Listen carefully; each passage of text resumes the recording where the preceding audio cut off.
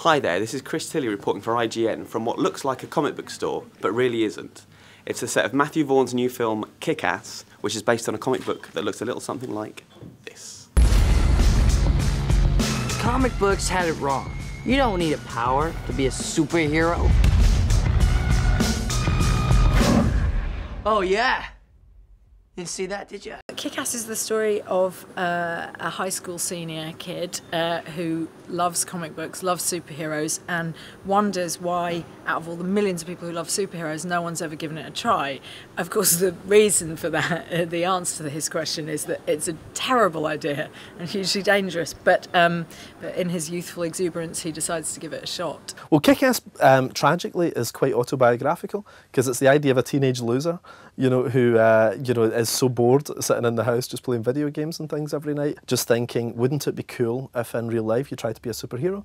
And genuinely, this is honestly true, is that my friend Paul and I, we thought, why not try this? We saw it as a career option. The story is what would have happened if we had the balls to actually do it and go out and try one night on patrol. Who are you? I'm Kick-Ass. Mark Miller came up with this premise and said, would you like to try it out? And I agreed, and then it morphed into Kick-Ass. It started out as something a little bit different, and he said it's a gamble, and he said try it out and see what you think.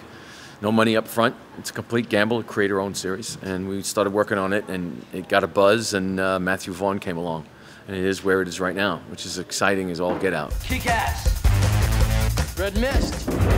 Oh, that kind of hurt! Mark Miller gave me a pitch, which I loved, and he then sent me the sort of I don't know what it's called, but I suppose the script of the comic, first two issues, and I read it and I had a movie in my head immediately, and we did the deal, and I wrote the script with Jane while he wrote the comic at the same time. It was sort of like probably the first time it's ever happened. Well, I had obviously the story worked out, the issues worked out.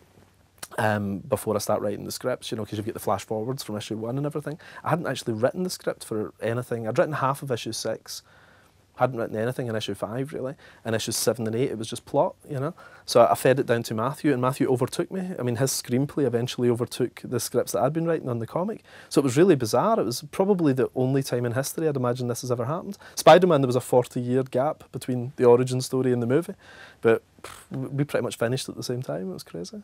It was really nice that the film was actually developing alongside the comic. It was a really interesting way to work.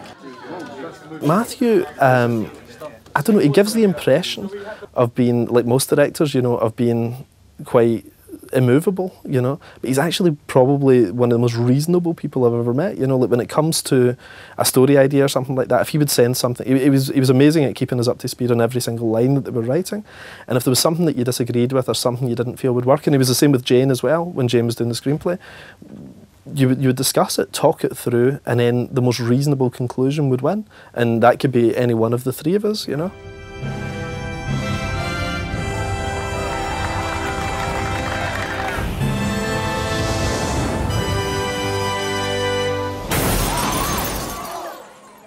No one's got any superpowers, so that'd probably make it very different. It's far more postmodern. It's irreverent. It's a really odd story, but completely gripping. There's nobody with fantastic powers, but there are people with fantastic ambition. If anything, it's got nothing similar. That's right, we're superheroes. You love us.